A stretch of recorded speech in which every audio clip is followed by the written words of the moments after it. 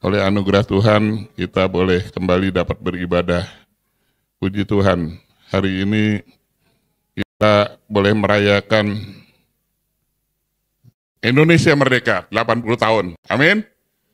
Merdeka, amin, merdeka, amin. Nah, Bapak Ibu, saudaraku yang kasih, bangsa kita, bangsa Indonesia itu bangsa yang mungkin nomor 4 yang terbesar ya, mungkin di dunia ini ya. Dan kita dahulu pernah dijajah oleh Belanda 350 tahun dan Jepang 3,5 tahun. Bapak Ibu bayangkan waktu dijajah itu, bangsa kita itu sangat miskin, sangat menderita. Bahkan bangsa kita untuk makan aja susah. Nah Bapak Ibu, tapi syukur kepada Tuhan, tanggal 17 Agustus 1945 ada 2 orang pemuda yang tampil untuk menyatakan Indonesia merdeka, Soekarno-Hatta. Silakan teks. Nah, Bapak Ibu, saudaraku yang terkasih, ya. Nah, Bapak Ibu, 80 tahun yang lalu, bagaimana mereka yakin bahwa Indonesia ini bebas dari penjajahan, bebas dari perbudakan, bebas dari penderitaan. Dan sampai hari ini kita semua boleh mengalami kemerdekaan. Ya, walaupun belum sepenuhnya, tapi kita bisa merasakan bahwa kita sudah merdeka. Haleluya, amin. Nah, Bapak Ibu yang dikasih Tuhan, itu adalah kemerdekaan secara jasmani. Nah, teksnya next. Yaitu bagaimana dengan penderitaan, yaitu penjajahan secara rohani. Bapak Ibu, saudaraku yang terkasih, kita akan baca dulu di dalam Roma 3 ayat 23. Karena semua orang telah berbuat dosa dan telah kehilangan kemuliaan Allah. Roma 3 ayat 10, seperti ada tertulis, seorang pun, tidak ada yang benar, seorang pun tidak. Tidak ada seorang pun yang berakal budi. Tidak ada seorang pun yang mencari Allah. Semua orang telah menyeleweng. Mereka semua tidak berguna. Tidak ada yang berbuat baik. Seorang pun tidak. Nah Bapak Ibu Saudaraku yang terkasih, kebenaran manusia sebelum mengenal Tuhan itu seperti kain kotor, kata Tuhan ya. Nah, kenapa manusia bisa mengalami penjajahan di dalam dosa? Karena nenek moyang kita, yaitu Adam dan Hawa, pada waktu awal diciptakan oleh Tuhan, sebetulnya mereka adalah manusia yang berbahagia. Karena dikatakan firman Tuhan, manusia adalah ciptaan yang sempurna, ya, serupa dan segambar dengan Tuhan. Diberi kuasa untuk memberi nama-nama binatang, nama-nama tumbuh-tumbuhan, karena mereka disebut anak Allah. Bapak Ibu Saudaraku yang terkasih, awalnya mereka hidup dalam sukacita, damai sejahtera, dan setiap saat waktunya Tuhan hadir, dia bisa merasakan. Tetapi pada saat manusia tidak taat pada Tuhan, yaitu Adam dan Hawa melanggar perintah Tuhan, maka manusia terputus hubungan dengan Tuhan. Manusia diusir dari Taman Eden, dan saat itu mereka mengalami kutuk, hidup di bawah dosa. Dan akibat daripada dosa, dikatakan upah dosa adalah maut. Manusia mati dan keturunannya pun berdosa dan terus juga mengalami kematian. Akhirnya Bapak Ibu Saudaraku yang kasih, sampai saat ini manusia dijajah oleh dosa sehingga hidup mereka menderita, dibelenggu roh jahat, dikuasai iblis, hidup dalam ketakutan dan kecemasan, hidup dalam kemiskinan dan tidak ada berkat. Nah Bapak Ibu Saudaraku yang terkasih, kalau di dalam pelayanan saya melihat hari-hari ini kita hidup di kota besar begini, tapi Bapak Ibu tahu nggak, masih ada orang yang kerasukan setan loh. Jadi aneh-aneh juga ya, padahal kita jauh dari kuburan, tapi kenapa ya? Yang kemasukan setan bukan di rumah-rumah kumuh, justru ada rumah-rumah yang mewah. Orang hidup dalam ketakutan dan merasa tertekan. Jadi Bapak, Ibu, Saudaraku yang kasih, nah pertanyaannya, siapa yang bisa membebaskan kita dari belenggu dosa dan penderitaan dan ketidakpastian? Kita lihat next, yaitu kemerdekaan kita dapat di dalam Kristus Yesus. Amin, Bapak Ibu. Nah, Bapak Ibu, Saudaraku yang kasih, di dalam Galatia 5 ayat 1, supaya kita sungguh-sungguh merdeka, Kristus telah memerdekakan kita. Bagaimana caranya kita merdeka? Dikatakan Roma 10 ayat 9, jika kamu mengaku dengan mulutmu bahwa Yesus adalah Tuhan dan percaya dalam hatimu bahwa Allah telah membangkitkan dia dari antara orang mati, maka kamu diselamatkan, kamu dimerdekakan. Amin. Jadi Bapak Ibu, keselamatan yang kita dapat itu demikian mudah dibandingkan dengan agama-agama lain. Mereka kalau mau datang kepada Tuhan harus cuci-cuci dulu, bawa hadiah apa, buah apa, pasang-pasang apa, dupa-dupa. Tetapi kita sebagai orang Kristen, itu kita hidup dalam anugerah loh. Keselamatan tidak usah bayar. Cukup mengaku dengan mulut, hati kita percaya bahwa Yesus adalah Tuhan dan Juru Selamat kita, maka saat itu juga kita diselamatkan. Pada saat itu juga, waktu kita mengaku dengan mulut hati percaya, kita disebut anak Allah. Waktu kita mengaku dengan mulut hati kita percaya, nama kita tercatat di dalam kitab kehidupan di surga. Amin. Haleluya Bapak Ibu. Haleluya. Dalam pelayanan saya ada banyak orang mau terima Tuhan Yesus waktu koma Bapak Ibu. Susah kan? Waktu koma itu susah. Paling kita alat yang terakhir Tuhan kasih, yaitu bisa merespon adalah telinga. Jadi waktu kita bilang, Om, Tante, Opa, Oma, mau terima Yesus nggak sebagai Juru Selamat? Karena dia yang akan memberikan hidup yang kekal. Rupanya dia dengar loh. Kalau ya, dikedutkan tangannya gitu. Iya mau udah nih. Ya udah, saya ikut doa saya dan saya berdoa buat dia. Dan mungkin cara baptisnya nggak dicelupin di dalam kolam. Terpaksa baptisnya kita ambil seperti air hangat dan kita lap gitu ya. Tapi saya percaya karena dia mengaku walaupun dia nggak bisa bicara tapi hatinya percaya, melalui saya percaya dia diselamatkan. Amin. Ada berapa kali saya melayani seperti itu, tapi jangan kita seperti itu Bapak Ibu. Di ujung penghidupan kita baru kita mengaku Yesus sebagai Tuhan. Ada banyak anak muda bilang, saya masih muda, saya nggak mau dulu dah, rugi ikut Tuhan. Tapi kita nggak tahu kapan hidup kita berakhir. Amin. Kapan waktunya kita. Di dunia ini nggak ada yang pasti Bapak Ibu. Tapi yang saya kasih tahu buat Bapak Ibu dengar, kita pasti mati. Ada nggak yang bisa menyangkal? Nggak ada Bapak Ibu. Saya tadi baru dari rumah duka, pelepasan. 2 hari lalu juga penghiburan, ya nggak jauh sih Ukrida sini. Tapi Bapak Ibu, kematian itu begitu dekat dengan kita. Jadi kalau kita hari ini bisa ketemu, ini anugerah Tuhan. Tapi besok belum tentu loh. Bahkan saya mau kasih tahu, bukan nakut-nakutin, hari ini kita tidur, besok belum tentu bisa bangun nggak? Ada nggak yang berani jamin besok pasti kita bangun? Belum tentu ada. Tapi yang saya mau katakan, kita harus percaya pada Tuhan Yesus karena dia yang memegang hari depan. Sebab dia hidup, ada hari esok. Sebab dia hidup, dia yang punya surga dan mulia. Kita ada di sana bersama-sama dengan dia. Amin. Nah Bapak Ibu saudaraku yang terkasih, Yesus Kristus itu turun ke dunia untuk menebus dan menyelamatkan manusia. Makanya di dalam Yohanes 3 ayat 16, karena begitu besar kasih Allah akan dunia ini, sehingga ia mengaruniakan anaknya yang tunggal, supaya setiap orang yang percaya padanya tidak binasa, melainkan beroleh hidup yang kekal. Hari ini, kalau masih Bapak Ibu belum percaya, ambil kesempatan, kemerdekaan secara rohani, kita menjamin hidup kita yang kekal.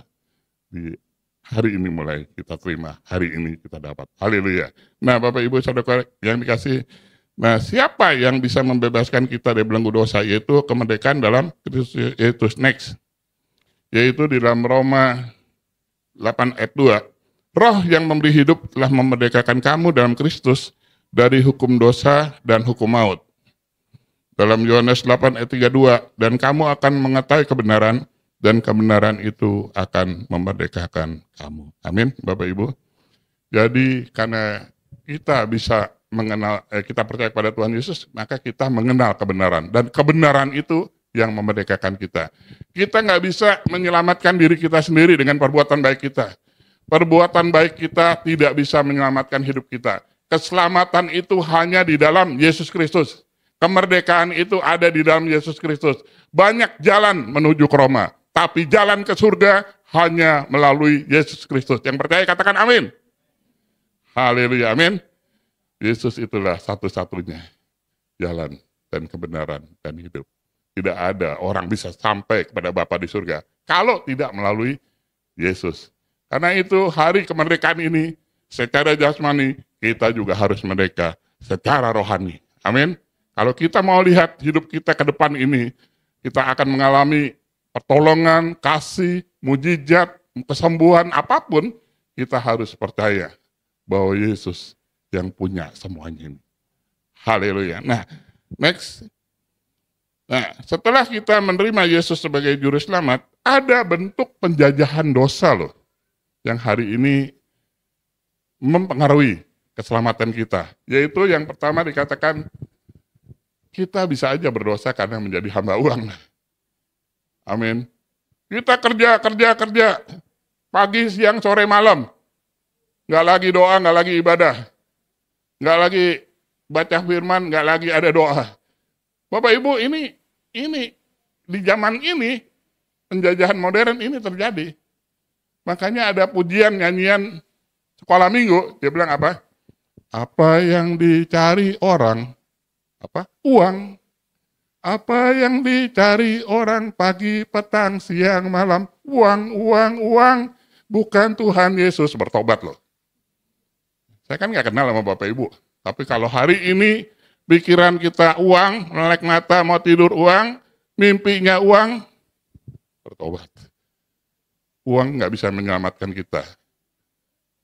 Dengan uang kita nggak bisa ini. Tapi memang uang mempermudah kita. Uang bisa, ya makanya pergunakan mamon kata Tuhan ya. Ya, haleluya. Nah Bapak Ibu saudaraku yang tapi jangan cinta akan uang. Cintalah kepada Tuhan Yesus. Yang percaya katakan amin. Saya menjadi hamba Tuhan bukan full timer.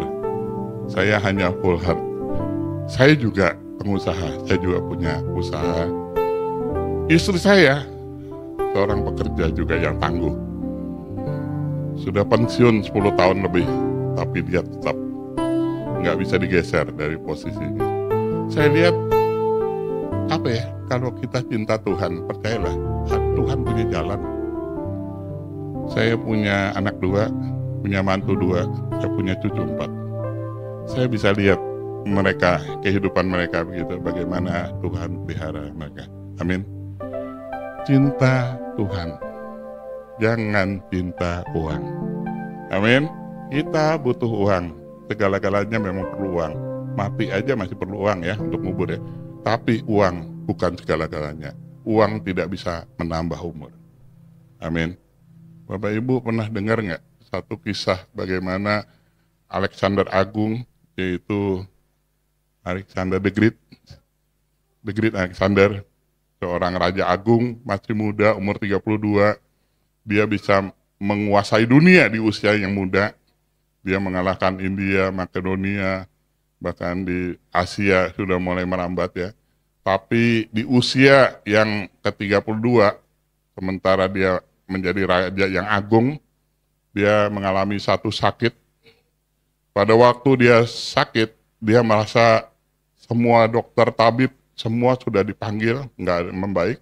Waktu itu nggak ada yang menemukan. Saya nggak tahu penyakitnya apa, apakah tipes, apa malaria. Tapi sudah badannya mulai menyusut. Akhirnya dia panggil jenderal-jenderalnya, kumpul semua. Dan Alexander Agung bilang gini, aku berikan titah kepada kalian jenderal. Kalau nanti aku mati, yang pertama, yang boleh mengubur, memasukkan jenazah saya, itu tabib, dokter, dan yang merawat. Yang lain nggak boleh. Yang kedua, nanti kalau saya mati, dari tempat ini ke kuburan, di mana saya dimakamkan, keluarin tuh semua gudang sitaan daripada peperangan. mau emas, perak, apa, tabur di jalanan. Yang ketiga, jenderal-jenderal dengar, kalau saya mati tolong dilobangin peti mati saya kiri dan kanan supaya tangan saya bisa keluar gitu. Jenderalnya kan bingung nih, ini peti tahap nih? Dan ada satu jenderal bilang, apa maknanya Baginda Raja?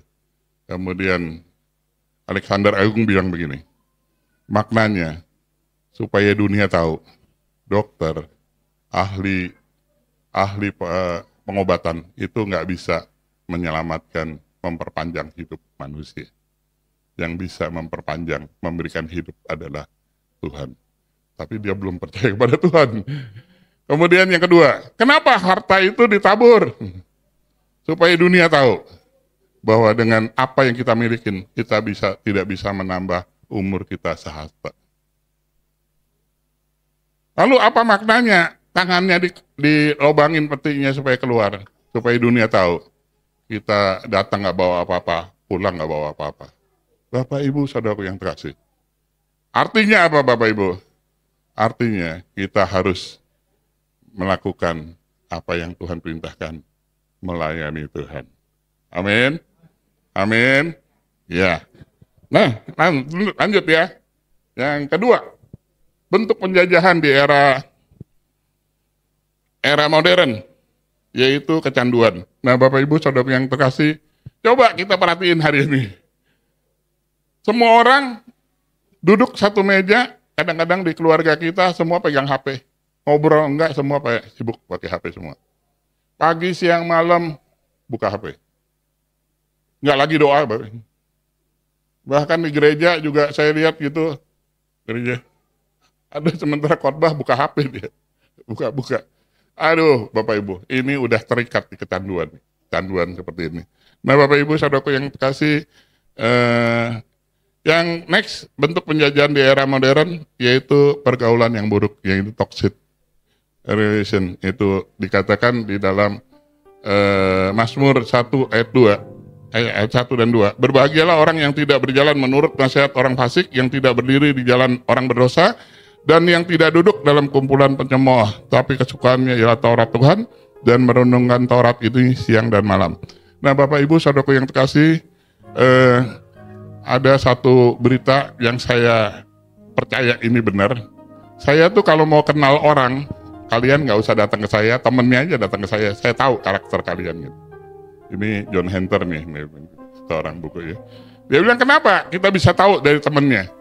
Kalau dia bergaul seperti ini, tukang mabok, maka temennya pasti bau alkohol bajunya.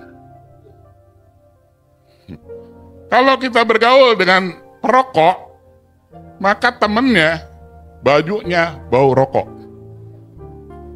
Maka kita tahu, kamu perokok loh, kamu nggak usah datang ke saya tahu kamu hidupnya merokok. Jadi alangkah bahayanya bentuk penjajahan ini membawa kita menjauh daripada Tuhan, sehingga kita jatuh lagi ke dalam dosa. Next, supaya cepat, yang berikut yaitu penjajahan di era modern. Mungkin Bapak Ibu yang sudah tahu, yang suka, itu namanya hikikomori, yaitu adalah orang yang suka mengurung diri di kamar. Jadi anak-anak muda yang merasa hidupnya ini suka ngurung diri, siapapun yang ada di sini punya anak ngurung diri, nggak mau keluar kamar, maunya makan di kamar, mainnya di kamar, semuanya di kamar, hati-hati, ini namanya hikikomori ya. Jadi Bapak Ibu, ini menarik diri dari lingkungan, mengurung di kamar dalam waktu yang lama. Nah, makanya di sini dikatakan apa? Yakobus 4 ayat 4, hai kamu orang-orang yang tidak setia, tidakkah kamu tahu bahwa persahabatan dengan dunia adalah permusuhan dengan Allah? Jadi barang siapa hendak menjadi sahabat dunia ini, ia menjadikan dirinya musuh Allah. Jadi jangan sampai hidup kita ini menarik diri dari lingkungan. Makanya di sini juga jaga pergaulan kita dengan orang-orang yang beriman, jangan dengan dunia. Nah, Bapak Ibu, itu satu yang Tuhan mau ajar pada kita. Nah, pertanyaannya next, apa yang seharusnya kita berbuat setelah kita merdeka? Nah, waktu kita sudah merdeka, firman Tuhan katakan, jangan mau dibelenggu dosa lagi dan menjadi hamba dosa. Galatia 5 ayat 1. Supaya kita sungguh-sungguh merdeka, Kristus telah memerdekakan kita. Karena itu berdirilah teguh dan jangan mau lagi dikarenakan kuk perhambaan. Nah Bapak Ibu, saudaraku yang dikasih, di dalam Galatia 5 ayat 13, saudara-saudara, kamu memang sudah dipanggil untuk merdeka. Tetapi jangan kamu pergunakan kemerdekaan itu untuk sebagai kesempatan untuk kehidupan dalam dosa, melainkan layani seorang akan yang lain. Jadi, pergunakan yang Tuhan kasih kemerdekaan, Tuhan berikan keselamatan, berikan berkat pada kita, berikan kesehatan pada kita. Apa yang Tuhan mau? Layanin orang lain. Amin. Layani sesama kita. Kadang-kadang ada dari kita melayani itu, saya pilih-pilih enggak Bapak Ibu. Kadang-kadang kita nggak bisa pilih loh. Pelayanan yang datang pada kita, kadang-kadang kita bilang maunya siang, tengah malam kita dapat telepon. Kita telepon, Pak, tolong Pak ke rumah. Kenapa? Lagi berantem nih Pak. Saya udah tengah 12 malam, ya kita kadang-kadang ngurusin orang. Malam kita, baju saya pernah berdarah-darah, yaitu misahin orang berantem. Aduh, jadi hamba Tuhan tuh nggak enak Bapak Ibu. Tapi karena ini tugas dari Tuhan, ya kita harus layanin. Ya Bapak Ibu, kadang-kadang kita ngelayanin harus di daerah-daerah yang mengerikan gitu. Tempat-tempat narkoba, itu saya ngerem juga. Saya bilang jangan sekarang dah, saya takut saya bisa masuk, nggak bisa keluar. Ya, itu yang saya mesti bijak juga. Dulu kan saya tabrak aja di mana pelayanan, semua saya datang begitu. Tapi hari-hari ini saya pikir lagi, saya masuk ke sarang narkoba, nanti saya nggak bisa keluar deh. Nanti janjian besok gitu, saya bawa orang gereja. Kalau kita sendiri terlalu riskan. Nah Bapak Ibu, saudaraku yang terkasih, seperti itu. Jangan mau lagi dibelenggu dosa. Jangan lagi mau jadi hamba dosa. Yang kedua, apa yang kita perbuat setelah kita merdeka? Kita harus membangun dan memperbaiki kehidupan kita yang baru. Di dalam Filipi 2 ayat 12, hai saudara-saudaraku yang kasih, kamu senantiasa taat. Karena itu tetaplah kerjakan keselamatanmu dengan takut dan gentar. Bukan saja seperti kamu masih hadir, tetapi terlebih pula sekarang waktu aku tidak hadir. Nah ini pesan dari Rasul Paulus, kerjakan keselamatan. Kalau kita sudah diselamatkan, kita selamatkan orang lain. Ini tugas. Maka itu di dalam Matius 28, 19, pergilah. Jadikan semua bangsa muridku. Amin. Jadi bagaimana kita ditugaskan ini? Kita harus lakukan. Nah, next yang terakhir, apa yang kita perbuat setelah kita dimerdekakan? Kita harus menjadi prajurit Kristus. Untuk menjadi prajurit berarti kita mesti punya perlengkapan perang. Karena jujur setiap hari kita ini berperang. Setiap hari hidup kita ini berperang. Sadar atau tidak sadar, mau di bisnis kita berperang loh. Mau di pelayanan kita berperang. Mau di mana aja kita berperang. Nggak kelihatan perangnya Bapak Ibu. Perangnya itu nggak kelihatan. Karena iblis kerjaannya adalah memanah kita dengan panah yang berapi. Karena itu kita mesti pergunakan seluruh perlengkapan senjata Allah. Kalau di sini ada ketopong keselamatan, ada baju jira, ikat pinggang kebenaran, berkasut, kebenaran Injil, punya perisai, iman, dan pedang roh. Ini kita mesti punya. Kita mesti punya, saya nggak akan bahas ini, karena waktu Bapak Ibu. Kita mesti jadi prajurit Kristus. Kemana saja kita pergi, kita perang. Bapak Ibu mesti tahu. Ada di sini kalau jalan ke tempat gelap takut, atau lewat kuburan tengah malam takut, bertobat. Sampai kita lewat tempat gelap atau kuburan, kemudian Bapak Ibu yang di sini pernah dengar nggak orang dulu bilang, numpang-numpang anak babi mau lewat. Kalau masih begitu, keterlaluan Bapak Ibu. Kita itu anak Allah, bukan anak babi. Kita mesti percaya itu. Di tempat gelap pun, ada Tuhan. Amin. Di tempat yang mungkin menyeramkan, di situ juga ada Tuhan. Jangan pernah kita berpikir, oh tempat gelap itu tempatnya setan. Enggak. Kalau kita jadi orang benar, kita akan jalan dalam nama Tuhan Yesus. Minggir. Kuasa kegelapan kita suruh minggir. Amin. Bapak Ibu, di dalam pelayanan saya bisa melihat bagaimana kuasa Tuhan itu melalui perkataan kita. Ada orang kerasukan setan, kita hanya bilang, dalam nama Tuhan Yesus, kau iblis, keluar. Keluar kau iblis. Amin. Berarti kita punya kuasa, cuman kita jarang gunakan. Kita punya kuasa dalam mulut, perkataan kita tuh ada dahsyat gitu. Dalam pujian tuh ada kuasa. Seringkali ada yang, Pak, gimana Pak? Ini saya udah layanin sejam kok nggak keluar-keluar, saya udah tanya. Kalau kamu nggak bisa, naikkan pujian. Di dalam pujian ada kuasa. Benar nggak? Ada, dalam pujian ada kelepasan. Waktu kita memuji Tuhan, kuasa Tuhan bekerja. Dia hadir. Waktu dia hadir, tadi dia bilang, ada damai sejahtera. Waktu dia hadir, ada mujizat terjadi. Amin. Kuasa Tuhan bekerja dalam kehidupan kita. Karena itu, pergunakanlah seluruh perlengkapan senjata Allah. Kalau mau jadi orang Kristen, pakai ini untuk berperang setiap hari. Amin. Nah, Bapak Ibu, saudaraku yang terkasih, saya juga orang usaha. Kadang-kadang saya mau ajarin jemaat saya bilang, jangan lupa kamu perkatakan itu firman Tuhan di dalam kehidupan kita setiap hari. Apa Pak yang mesti dikatakan? Dikala kita sudah jalan buntu, jalan mentok, kita bisa ingetin Tuhan. Bukan Tuhan nggak inget kita ya. Kita bilang, Tuhan, aku ini anakmu Tuhan. Bukankah Allah akan mencukupi segala keperluanku menurut kekayaan dan kemuliaan? Bukankah kalau aku anak minta roti tidak akan dikasih ular? Wah, ya, amin ya, ikan tidak akan dikasih. Nah, kita perkatakan itu gitu. Jadi perkataan-perkataan itu yang kadang-kadang kita sambil jalan, kita sambil bekerja, sambil itu kita ingetin Tuhan.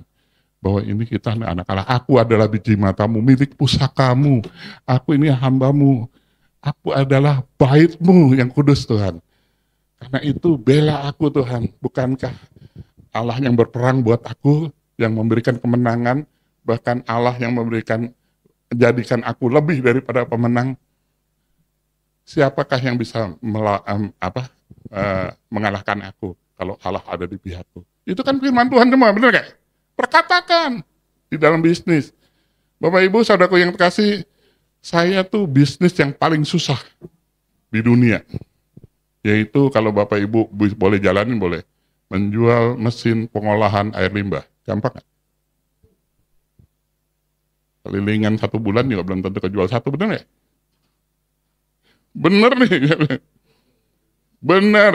Jual mesin jahit lebih gampang. Tapi mesin pengolahan air limbah itu hanya bisa 21 tahun saya kerja. Itu berlutut di bawah meja saya setiap pagi. Ngapain? Ingetin Tuhan. Siapa Tuhan yang perlu mesin ini? Nggak tahunya ada aja gitu. 21 tahun loh. Akhirnya saya buka usaha sendiri, saya jalanin sampai hari ini. Mujizat bukan? Mujizat. Latar belakang saya air. Enggak, latar belakang saya itu mobil Mitsubishi. Tapi untuk menjadi pengusaha air, saya mesti belajar 10 tahun karena nggak pernah kuliah, Bapak. Akhirnya bisa jadi konsultan limbah. Itu kan nggak gampang. Kalau bukan Tuhan, nggak bisa gitu. Amin. Jadi kalau ngomong sama saya, jangan bilang nggak bisa. Saya paling benci kalau orang bilang nggak bisa. Bisa itu karena biasa. Hari ini nggak bisa, praktekin lagi besok. Hari ini, besok nggak bisa, praktekin. Lama-lama bisa. Amin. Di dalam Tuhan juga sama. Pelayanan kita hari ini begini-begini, lama-lama bisa. Bersama Tuhan kita bisa melakukan perkara besar. Yang percaya mengatakan amin. Haleluya. Kita menyanyikan pujian. Bukan dengan barang fana. Saya minta WL bantu saya.